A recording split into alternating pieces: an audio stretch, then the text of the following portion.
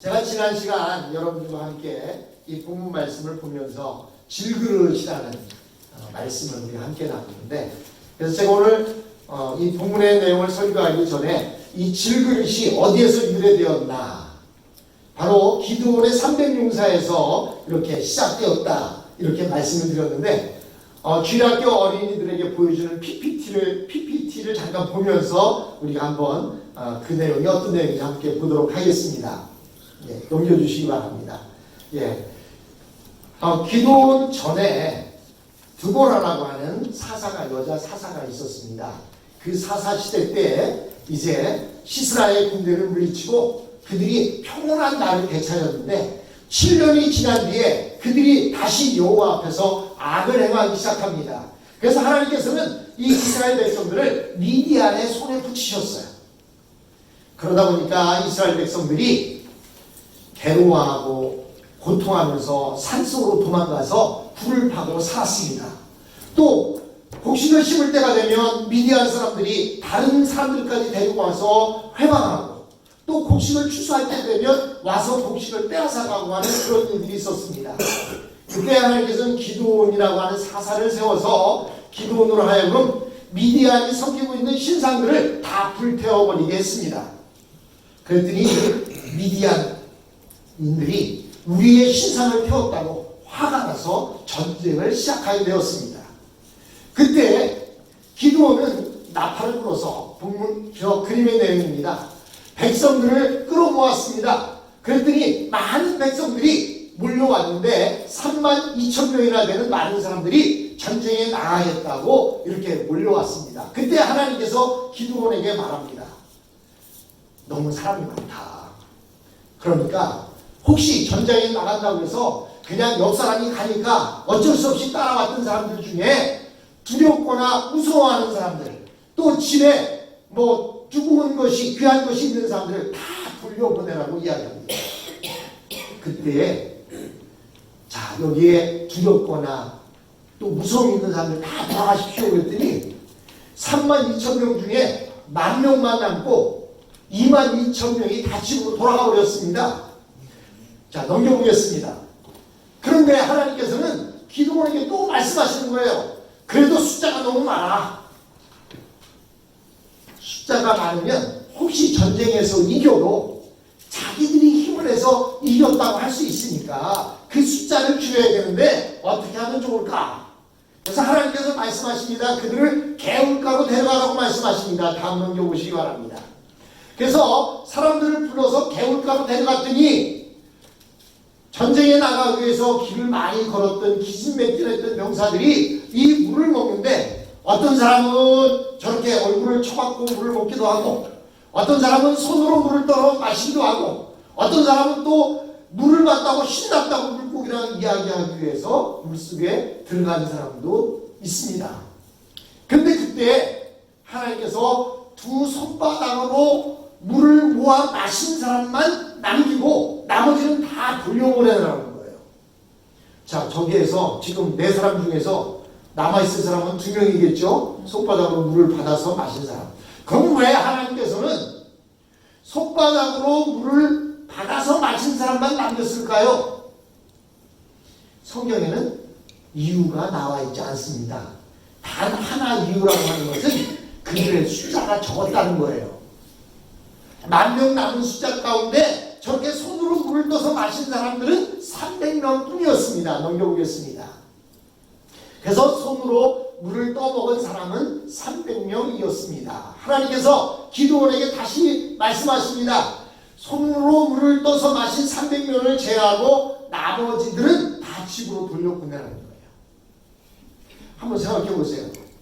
미디안은 대군을 이끌고 와서 전쟁을 하겠다고 하는데, 하나님께서는 전쟁터에 나온 32,000명 가운데 22,000명을 집으로 돌려보내더니 그 남은 숫자가 10,000명밖에 안 되는데, 그것도 너무 많다고 물 먹는 것으로 시험해서 적게 남은 사람 300명만을 남기고 나머지는 다 돌려보냈습니다. 자, 넘겨보겠습니다. 기드온은 300명에게 작전을 짭니다. 어떻게 작전을 짜냐면 나팔을 하나씩 손에 들려주고, 그리고 항아리가 바로 오늘 본문에 나오는 질그릇과 동일한 항아리의 뜻입니다. 즉 바울 선생님이 항아리를, 질그릇을 이야기할 때 바로 이 기도원의 300용사가 가지고 있었던 그 항아리, 질그릇에서 그 말을 떠왔던 것입니다. 자, 300명에게 질그릇을 주면서 그 안에 횃불을 감추라고 합니다. 그리고 허리에는 나팔을 차라고 합니다. 그리고 밤이 칠흑같이 어두워졌습니다. 깜깜한 밤에 미디안 그 군사들이 잠들어 있을 시점에 미디안 군사들을 이렇게 둘러서라고 합니다. 그러면 여러분 300명이 수많은 군사들을 둘러서게 되면 어떻게 될까요? 뜨문뜨문 섰을 거예요. 그런데 기드온이 신호를 보내자 그들이 가지고 있던 그 질그릇을 바닥에 던져서 깨뜨립니다. 그러면 어떤 소리가 날까요? 와장창 깨지는 소리가 났겠지요. 그것도 300개의 항아리가 깨진다고 한다면 물론 더 많은 항아리가 깨지면 더 큰 소리가 났겠지만 한두 개 깨뜨리는 소리와는 전혀 달랐을 것입니다. 거기다가 캄캄한 밤, 지금처럼 한밤중에 차가 다니고 기차가 다니고 하는 그 시절이 아니라 한밤중이면 별만 초롱초롱 떠있고 그냥 무슨 새소리 정도나 날 정도지 아무 소리도 들리지 않는 곳에 300개의 항아리가 깨진다고 생각해보세요. 와장창하고 깨뜨리고 나더니 그리고는 항아리 속에 숨겨놓았던 횃불을 꺼내들고 나팔을 불기 시작합니다. 자, 넘겨보겠습니다.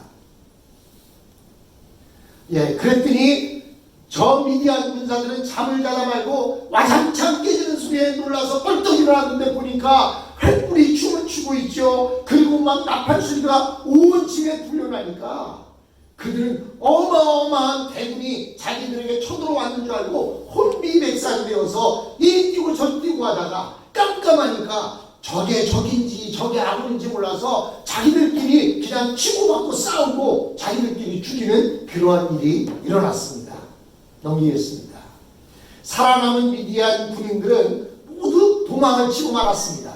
그래서 이스라엘 나라는 불과 300명밖에 되지 않은 숫자로 승리를 거두게 되었습니다. 이처럼 하나님께서 함께 하시면 전쟁도 이기게 됩니다. 그것이 사사기에 나오는 기드온과 300용사에 대한 내용입니다. 사도 바울이 이런 질그릇을 이야기하고 있습니다.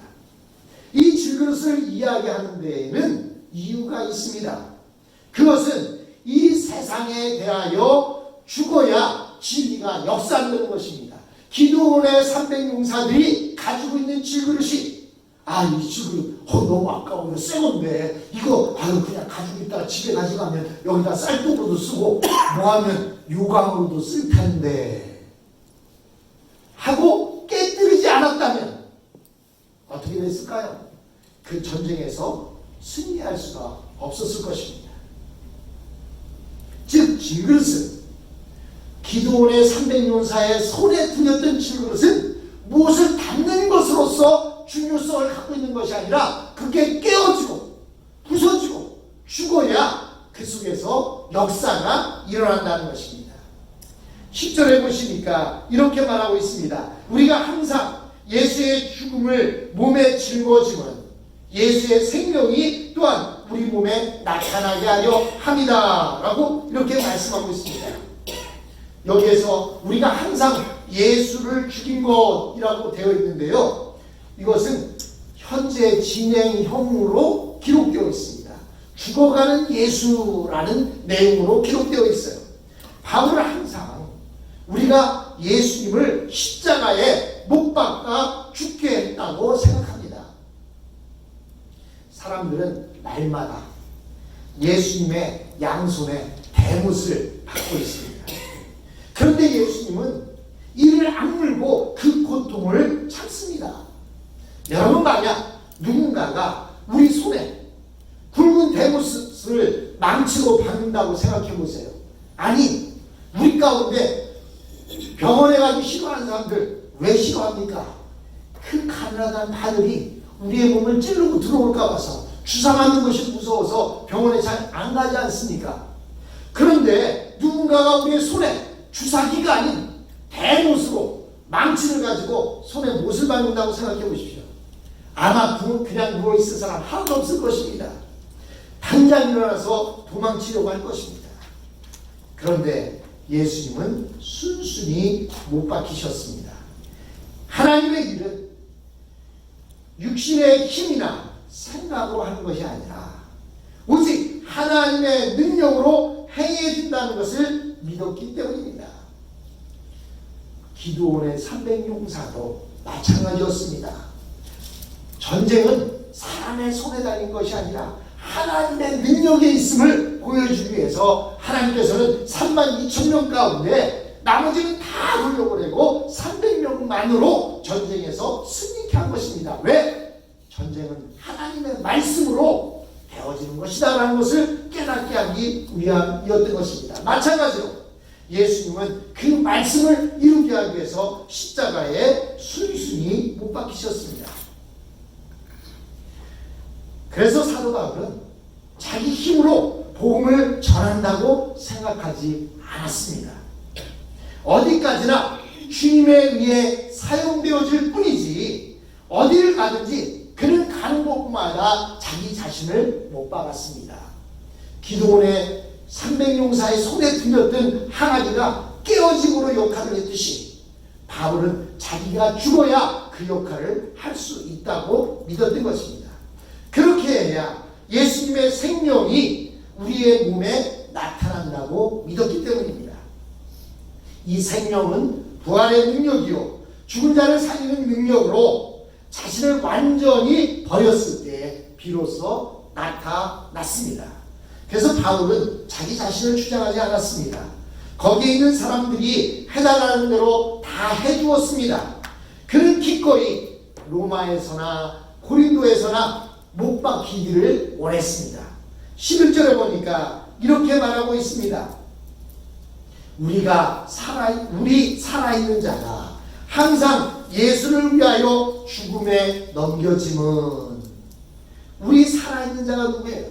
바로 바울과 복음을 함께 전하고 있던 사람들입니다. 바울은 아직 살아있습니다. 그 사람 안에는 야망도 있고 인간적인 생각도 있고 욕심도 있습니다. 그럼에도 불구하고 바울은 항상 죽으려고 하는 것은 그래야만 성령의 능력이 자기 안에 나타난다는 것입니다. 여러분, 성령의 능력이 나타나려면 무조건 단순해야 합니다. 세상적인 복잡한 생각을 갖고 있으면 절대로 생명의 능력을 체험하지 못합니다. 그리고 말씀에 헌신해야 합니다.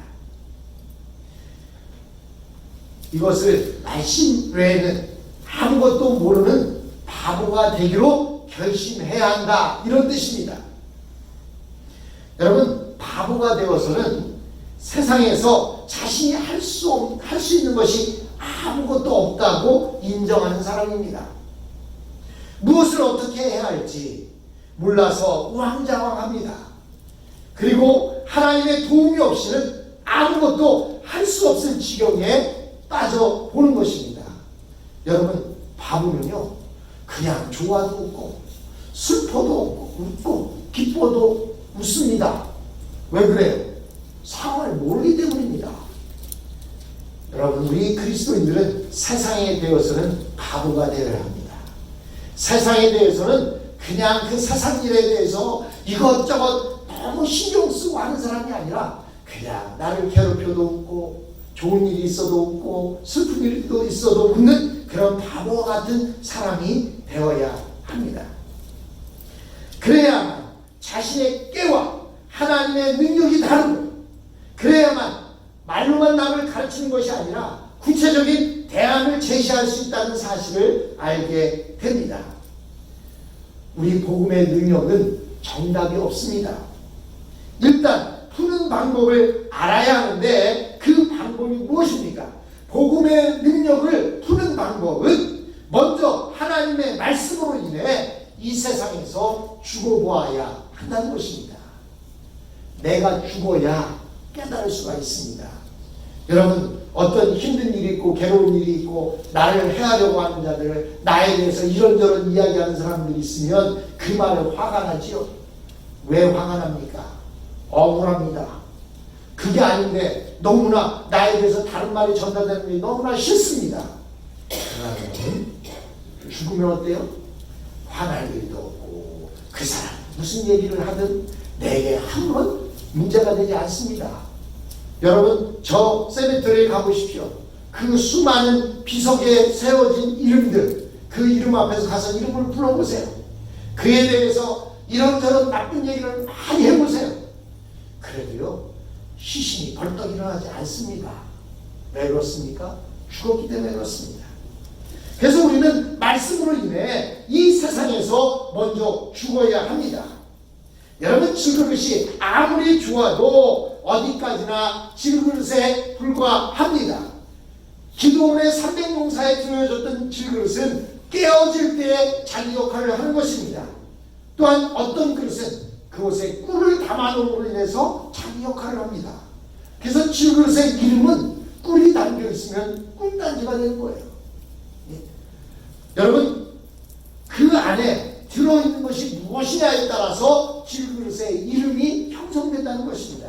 마찬가지로 우리 안에 하나님의 말씀이 담겨 있을 때 우리는 하나님의 사람이 되는 것입니다. 여러분 우리 안에는 물론 자기 자신을 높여보고 싶고 자기 자아를 실현시켜보고 싶어하는 욕망이 있습니다. 그러나 우리가 살려고 하면 하나님의 말씀은 드러나지 않습니다. 하나님은 자신의 영광을 사람의 영광과 섞이는 것을 아주 싫어합니다. 그래서 하나님은요 옷을 짜도 옷감을 섞어서 짜는 것을 싫어하시고, 그래서 하나님은 씨를 뿌려도 섞어서 씨를 뿌리는 것을 싫어하십니다. 왜냐하면 하나님은 자신의 영광을 사람의 영광과 섞이는 것을 싫어하기 때문에 그런 모든 것들이 나타나게 되는 것입니다. 우리는 이 세상에 살면서 그런 얘기합니다. 누이 좋고 매부 좋지. 이래도 좋고 저래도 좋고 그래도 좋고. 그러나 하나님은 그렇지 않습니다. 하나님 앞에서 하나님을 믿는 우리들은 누이 좋고 매부 좋은 식으로 살아가면 안 됩니다. 그래서 우리는 하나님의 말씀을 대할 때 귀한 보배요 한평생 들고 지키며 사랑해야 할 것으로 우리는 받아들여야 하는 것입니다. 또한 이 세상의 다른 어떤 것보다 이 보배를 지켜내는 것, 그것을 자기의 사명으로 삼아야 합니다. 즉 우리 인간의 몸 질근 안에 하나님의 말씀을 담고 살아가야 하는 것입니다.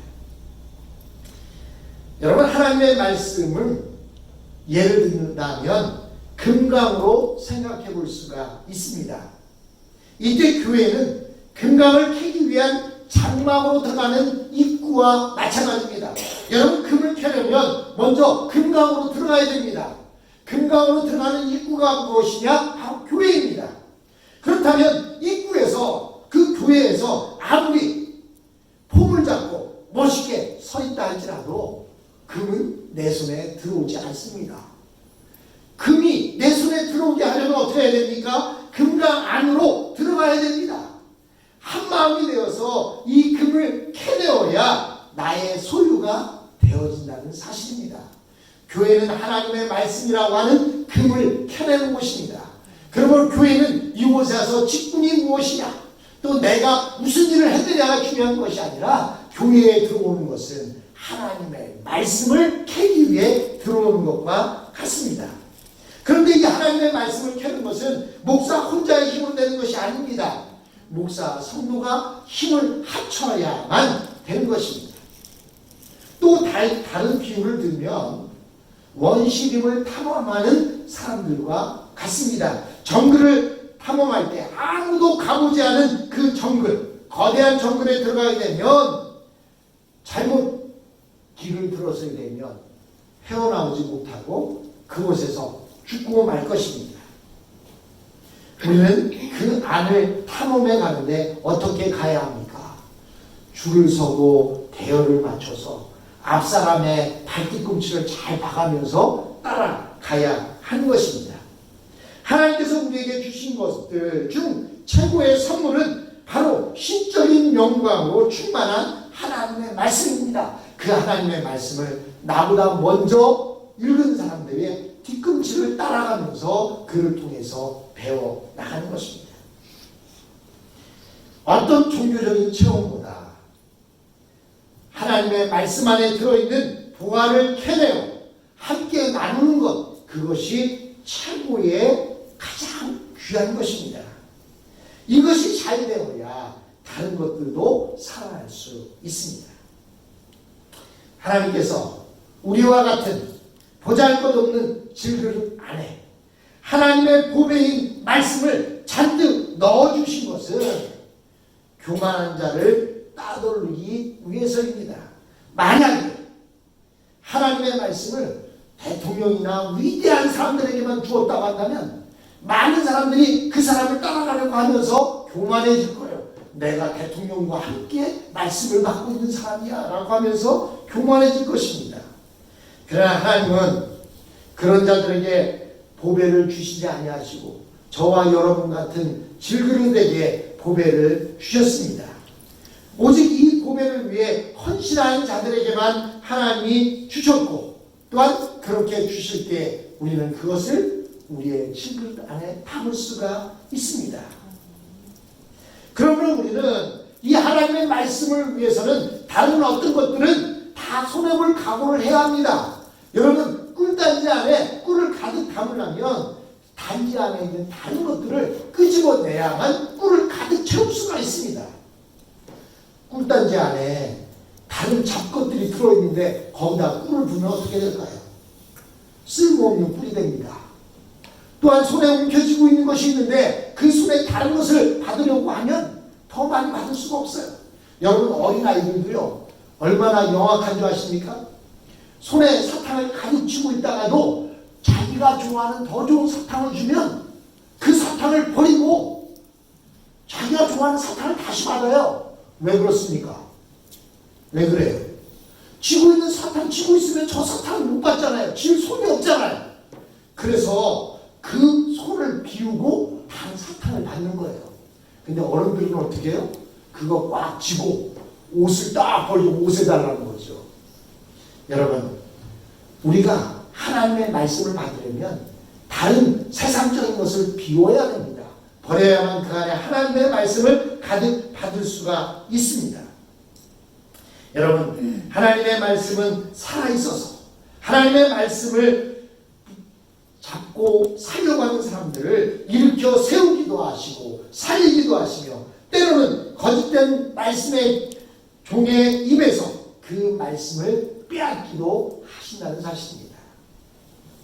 사랑하는 성도 여러분, 우리가 교회에 나온 것은 하나님의 말씀을 받기 위함입니다. 그 하나님의 말씀을 받으면서 동지애를 느끼고 서로 사랑도 나누고 말씀도 나누고 음식도 나누고 친교도 하는 거예요.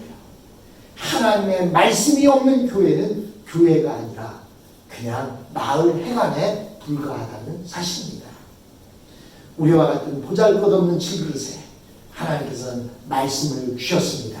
그 말씀을 귀한 줄로 알고 말씀을 붙잡고 승리하는 저와 여러분이 되었으면 합니다.